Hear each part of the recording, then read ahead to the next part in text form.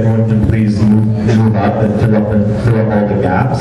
And as well to my right and your left, where there's a lot of empty spaces, try to sit close to one another so that we don't interrupt the flip by asking everybody to please move up closer. So if we can do that now, it'll be much more accommodating. Exactly.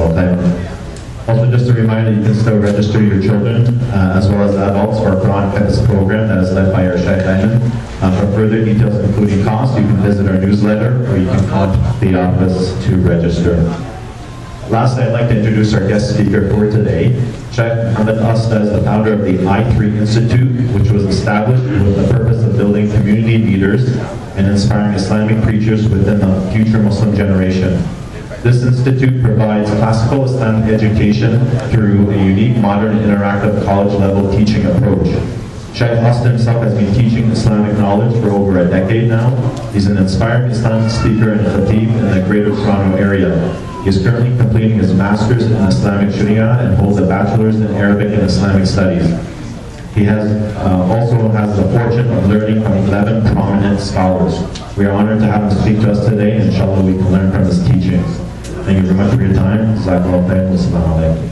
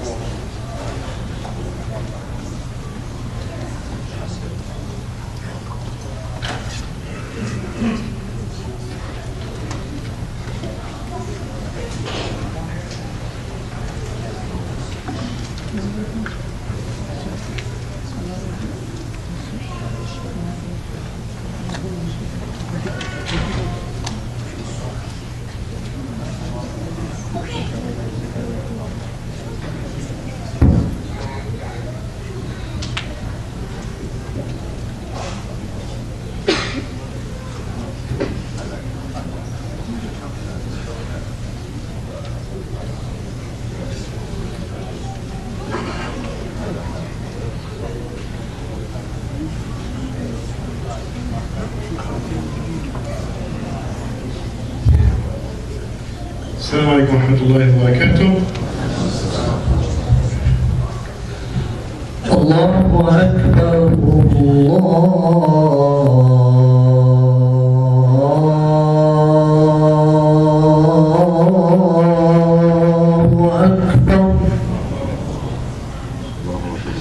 الله أكبر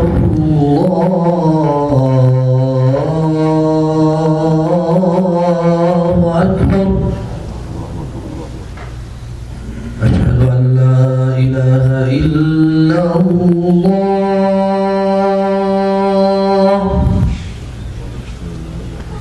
أشهد أن لا إله إلا الله.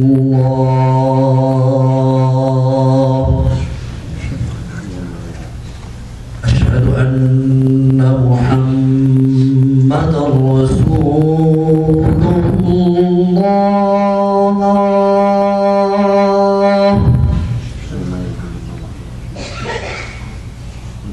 أشهد أن محمدًا رسول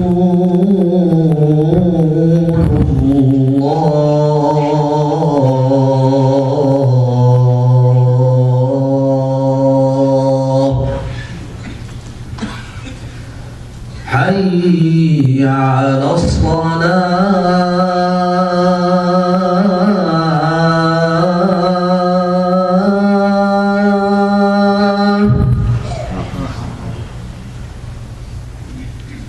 حي على الصلاة.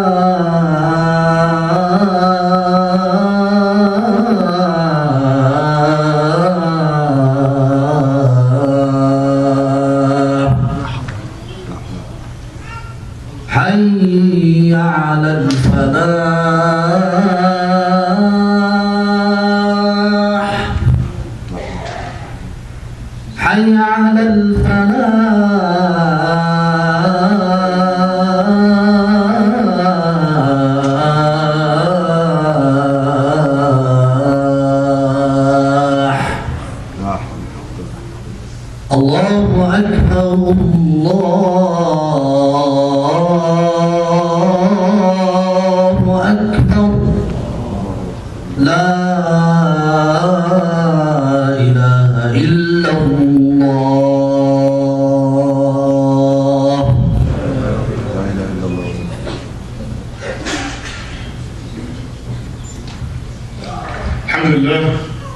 الحمد لله نحمده ونستعينه ونستغفره ونعوذ بالله من شرور أنفسنا ومن سيئات أعمالنا.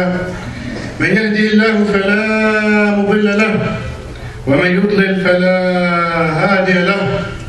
وأشهد أن لا إله إلا الله وحده لا شريك له. وأشهد أن محمدا عبده ورسوله وخاتم أنبيائه. All praise to Allah subhanahu wa ta'ala. We praise Him. We ask Him for forgiveness. We ask Him for support. We seek refuge with Allah subhanahu wa ta'ala from our evil selves and our evil deeds. And I bear witness that there is no deity, there is no God worthy of worship except Allah subhanahu wa ta'ala, the one and only creator of the universe and the creator of everything. And I bear witness that Muhammad sallallahu alayhi wa sallam is his last and final prophet and messenger. Allah subhanahu wa ta'ala says in the Quran, أعوذ بالله من الشيطان الرجيم يا أيها الذين آمنوا اتقوا الله حق تقاته ولا تموتن إلا وأنتم مسلمون. Oh, you believe, fear Allah subhanahu wa ta'ala the way that He must be feared. And do not die except in a state of submission, a state of surrender, surrendering your will to Allah, a state of Islam. And He says, يا أيها الذين آمنوا اتقوا الله وقولوا قولا سديدا يصلح لكم أعمالكم ويغفر لكم ذنوبكم ومن يطع الله ورسوله فقد فاز فوزا عظيما. Oh you believe, fear Allah and only say what's right. Be straight and say the truth. Be truthful with yourself and be truthful with others. Only then, when you do that, when you become as such, Allah will fix your life's affairs. And Allah will forgive your sins and mistakes and errors. And whoever obeys Allah and His Messenger attain the greatest success in the dunya and then the greatest ever success in the akhirah. Amma ba'd. First, I'd like to say thanks for Dr. Jamal and Imam Jamal, Sheikh Jamal, for inviting me here. We came from Toronto, from Mississauga specifically, to give khutbah here at this masjid, this blessed masjid and this blessed community. May Allah bless you. We will be discussing an issue that is important to every Muslim and every parent and every child. A few months ago, me and 13 other shuyukh from Canada, 12 from Ontario specifically, one from Edmonton with Sheikh Ala and Sheikh Islam, we went all together on a sheikh trip, sheikh journey to London, England, the UK. And we did a specialized 1 week full training about the issue of atheism and its poison creeping into our community. So alhamdulillah, myself and the other shuyukh, since we came back in March, we've been dealing with this issue heads on in the khutbahs, in the halaqat, within our lectures and so forth. And to be honest, I have to be really honest for first, I have, mashallah, several children myself in the elementary system, in the high school system, inshallah, next year. And we need to be wary and understand the challenges that our children are facing within society. There's two main reasons why people start having doubts in their faith, doubts in their iman. We're going to deal with them today. The most important of is what philosophers say or call the problem of evil.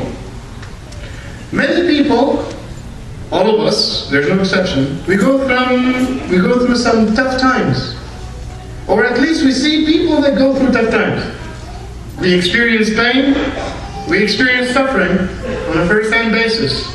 Whether it's our own pain and suffering or others that are beloved to us, close to us. friends, families, co-workers, classmates. We see people who go through pain and suffering that we believe are innocent. People that have never committed a crime or deserve, from an observer's perspective, to go through tough times and pain and suffering. People start questioning one issue.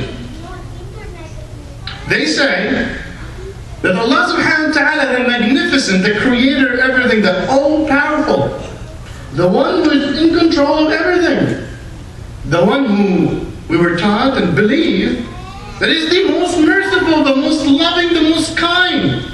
Ar-Rahman, Ar-Rahim, Al-Wadud, Al-Hannan, Al-Mannan.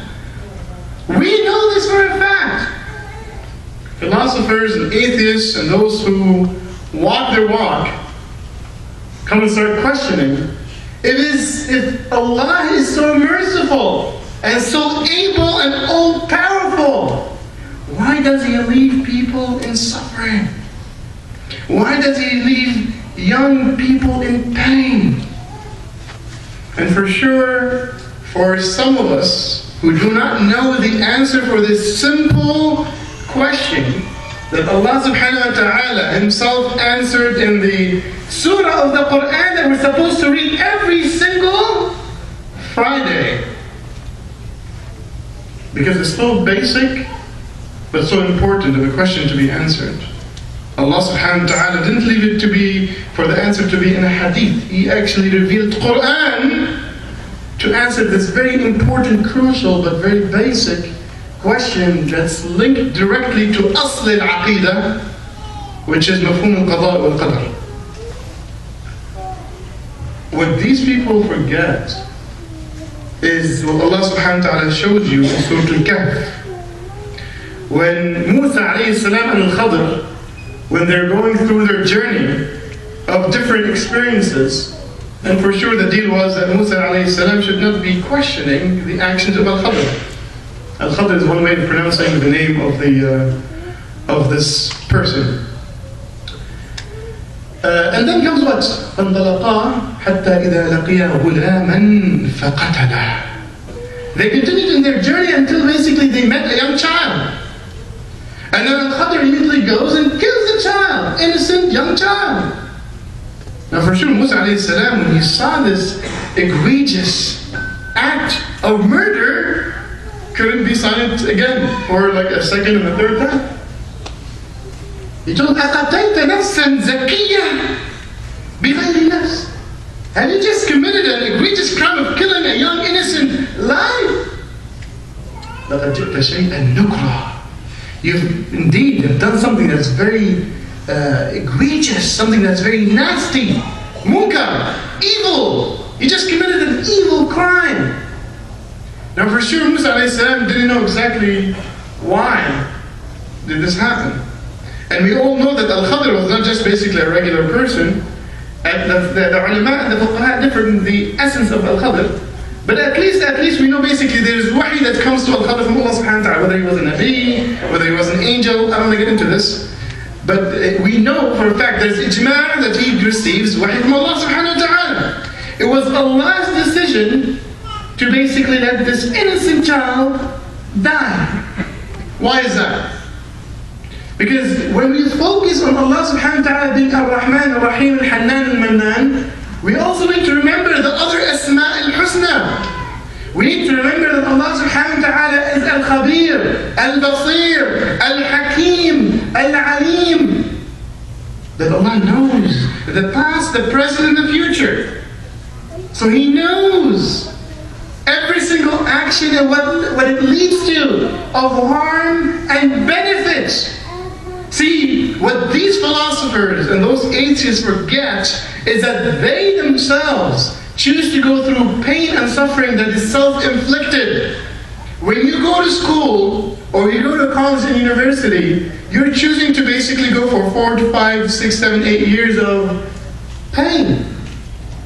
When you go to the gym to build some muscles or to lose some weight or to look better or to feel better or to become healthier, you are going through pain and suffering by restricting the amount of food you eat or the muscle building and pumping that iron. All that is a form of pain and suffering. When you take your little child, whether month old or 1 or 2 years old, to take the vaccination, and you know that piercing metal is going to go into their skin, and they're going to feel the pain, and they're going to be screaming from the pain, you know it's good for them.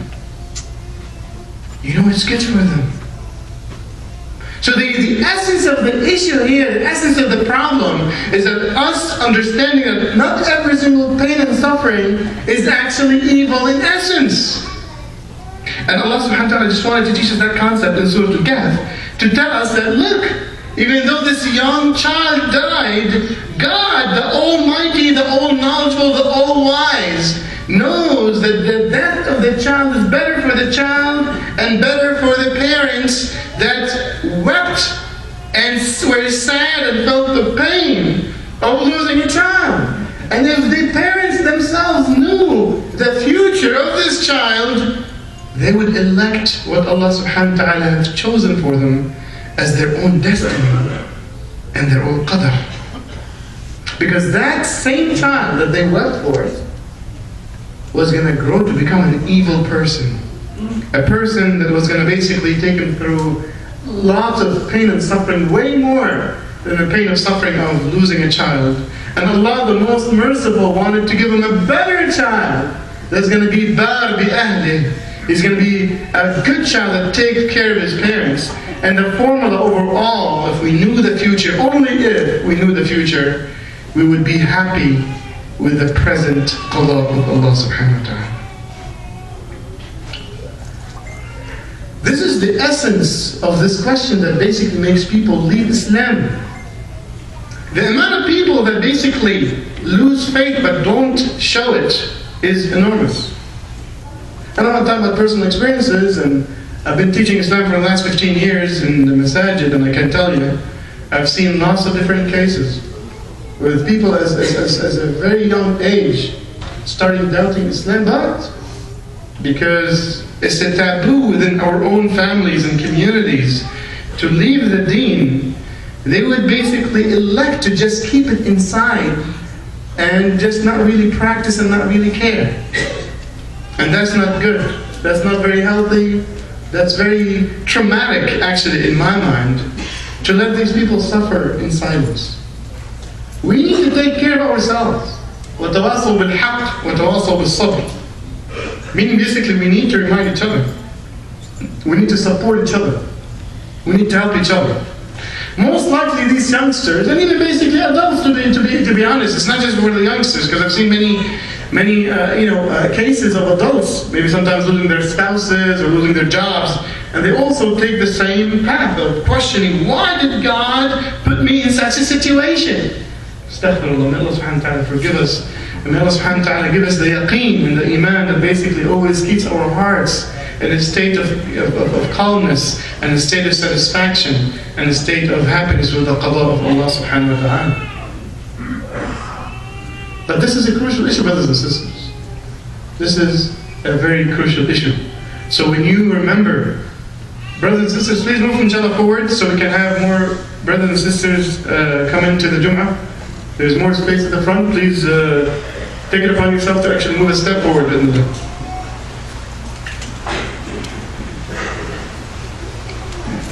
So when we remember that Allah subhanahu wa ta'ala is the merciful, when we call upon Allah subhanahu wa ta'ala and Allah subhanahu wa ta'ala does not accept your dua, when you lose your job or you think you're going to lose your job and you make dua to Allah subhanahu wa ta'ala, please don't let me lose my job, and you do, know that Allah subhanahu wa ta'ala loves you and He elected to destine you to something way better than what you chose. So meaning every time you go through a tough times, know it's good for you. Know that every single time you go through pain and suffering, you know that you are growing and you are developing and you're becoming a better person if you just believe that you are actually in a better state through that pain. And just because I'm always basically curious and I do read psychology, subhanAllah, even in psychological study, they, within the domain of stress and stress management within psychology, they said that the best treatment of stress is to accept it and just love being in it. That's when the heart is going to react in a positive way. Your blood pressure will react in a positive way. Your mental ability will basically react to the stress in a positive way. And you're going to utilize the stress to do what? To grow and become a better person. أقول قولي هذا وأستغفر الله لي ولكم فاستغفروه فيا فوز المستغفرين.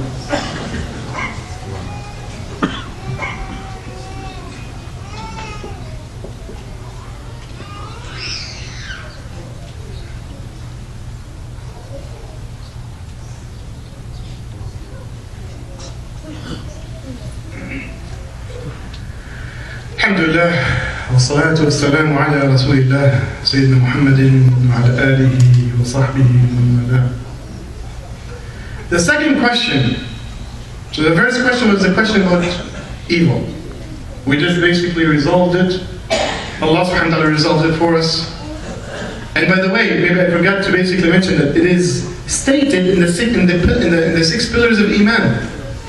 What is the sixth pillar of Iman? Sometimes we focus on the first, second, third, fourth, and we really forget the sixth pillar of Iman, which is the belief in what?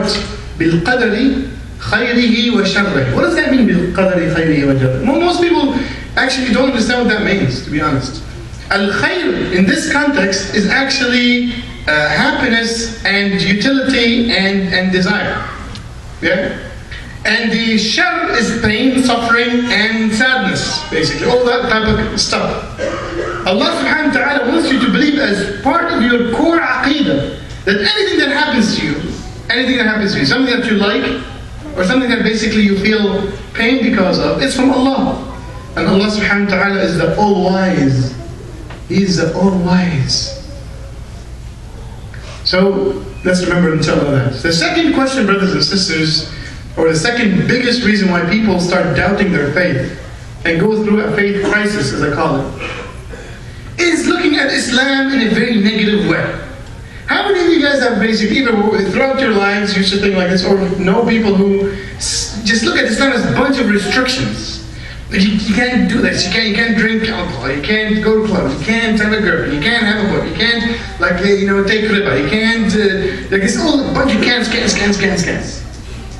Bunch of restrictions and bunch of controls and bunch of people react to this type of understanding of Islam with saying, you know what, this might not be the best thing for me, man. I'm just gonna back off and just do my thing. You know what I'm saying? And this is problematic because the basic understanding of Islam being a bunch of restrictions is what's flawed. And the natural repulsion out of just basically lots of restrictions is just natural. So what do we need to do? We need to answer the question, what is Islam? We need to fix the view of people and how they see Islam. Allah subhanahu wa ta'ala is the all-wise, He's all merciful. Allah subhanahu wa ta'ala didn't reveal Islam and say this is haram or this is wajib to make your life harder. يُرِيدُ اللَّهُ بِكُمُ الْيُسْرَ وَلَا يُرِيدُ بِكُمُ الْعُسْرَ. Allah wants ease and does not want hardship. Nothing in Islam is inflicted just to make your life tough. Actually, every single human being, white, black, in between, Muslim, non-Muslim, in between, anything and everything, we all seek one thing. Whether you're Muslim or not, you seek one thing. What is that? That's happiness. Everybody wants to be happy. Everybody wants to feel satisfied. And that's what it is. People want to be happy so much that Allah subhanahu wa ta'ala promised them if they're good and dandy in this life, they're gonna go to paradise. But what is paradise? Eternal happiness and bliss. This is what it is. Allah knows what you want, and it's like, look, I'm gonna give you an eternal, infinite amount of happiness if you obey me. But what about now? What about this life? What about the dunya? So what does that mean? That means basically we need to go through pain and suffering until we get to Jannah? Is it like that? Is Islam just a bunch of restrictions? You have to put a hijab, you have to wear the jilbab, you have to pray 5 times a day, you have to wake up at Fajr at 3 o'clock. Well, it's all very kind of it's a sad story, really, to be honest, basically, if you look at it this way. Until you look at it from a different perspective. Actually, look at it from the right perspective. that every single hukum and every single Islamic ruling and every single ayah or hadith came down to show you how you can be happy on this earth. And that's why and I hope basically many of my colleagues, imams and shuyukh in Canada, start using the term that Islam and the Quran is literally the divine recipe of happiness. You want to be happy? Well, there's only one way to be happy. It's called Islam. See, the problem is basically in managing how you are happy. Most of us want happiness now and want happiness in a huge size. Meaning, I want to eat ice cream, and I want to eat ice cream every day, 5 times a day, and eat all the chocolate cakes I love in the world. And I'm describing myself that way. And just want to enjoy myself. I don't want to basically go do some push-ups or workouts. I just want to eat all the sugars I want. Now you can do that in your teenage years. You can do that in your 20s, but trust me, the minute you hit 30, things changes a little bit. You start suffering lots of issues that make you pay the price for indulging into instantaneous gratification. Happiness you can have on earth, but in limited produce and limited formula. Otherwise, it's going to lead you to more pain. Meaning, if you elect to choose loss of happiness because you want to live under your own formula of happiness in your teenage years and your 20s, you're going to suffer in your 30s, 40s, 50s, 60s, 70s, and 80s. So which one is the right way of actually being happy? Allah subhanahu wa ta'ala is telling you, look, I created you, and I know how you can be happy on earth specifically. Unlimited, unrestricted happiness is in Jannah. It's not the formula for earth, planet Earth. You're living here today. If you want to be happy, you need to follow the divine message of Allah, the divine recipe of Allah subhanahu wa ta'ala. For example, why is alcohol haram? Why is zina haram? I mean, people do indulge into sin because they want happiness. I mean, nobody basically indulges in sin because they're like, look, I want to feel sad, I'm going to indulge into. People do it to gain some pleasure. But what happens? You commit zina today, and you see the effects of zina maybe years later. Doesn't necessarily have to be transmitted diseases and so forth. It'll be broken relationships. It'll be basically a child that basically was abused.